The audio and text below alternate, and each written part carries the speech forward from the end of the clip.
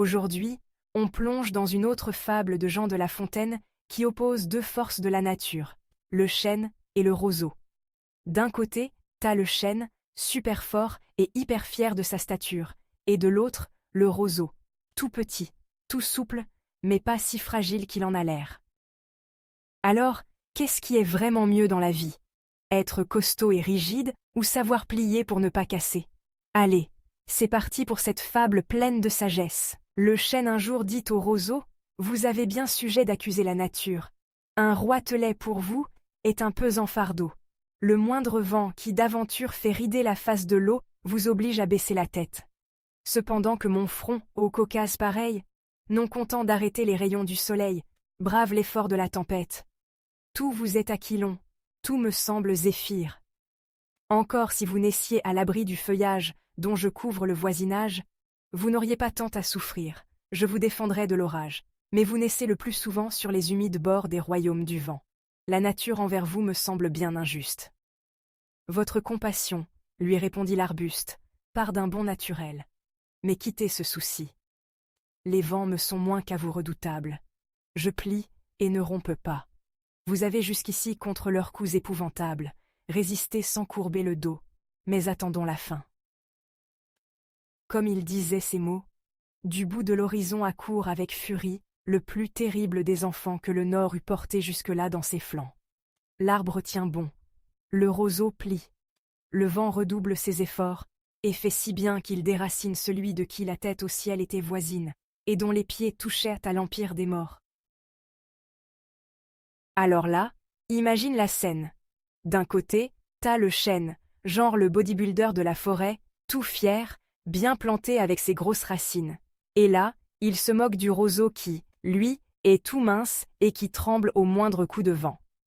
Le chêne est en mode « Regarde-moi, je suis tellement costaud, même les tempêtes, c'est de la rigolade pour moi. » Mais le roseau, tout calme, lui répond « Ok, tu fais le malin, mais moi, je plie, je m'adapte et je ne casse pas. On verra bien qui tiendra le coup. » Et devine quoi? La tempête arrive, et là, catastrophe. Le chêne, avec toute sa force, ne tient pas. Il se fait déraciner comme un vieux tabouret cassé. Et le roseau, lui, il a plié sous le vent, il a bougé, mais il est toujours là, bien droit après la tempête. C'est un peu comme si tu avais le choix entre être super fort mais têtu comme une mule, ou être plus flexible et te débrouiller dans toutes les situations. La morale? Il vaut mieux savoir s'adapter que de rester figé dans sa force. Aujourd'hui, c'est exactement pareil.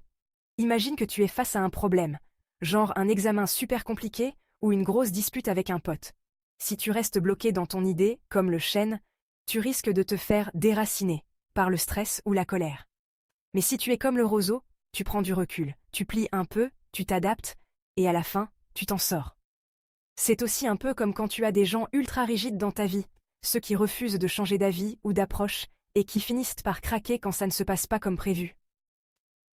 Alors que ceux qui sont flexibles, qui s'adaptent, trouvent toujours un moyen de s'en sortir.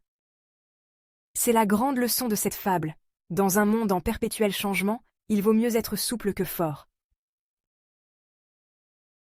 La morale de l'histoire, elle est claire. Mieux vaut être flexible et savoir s'adapter au changement que d'être rigide et de finir par se briser. On pense souvent que la force, c'est tout.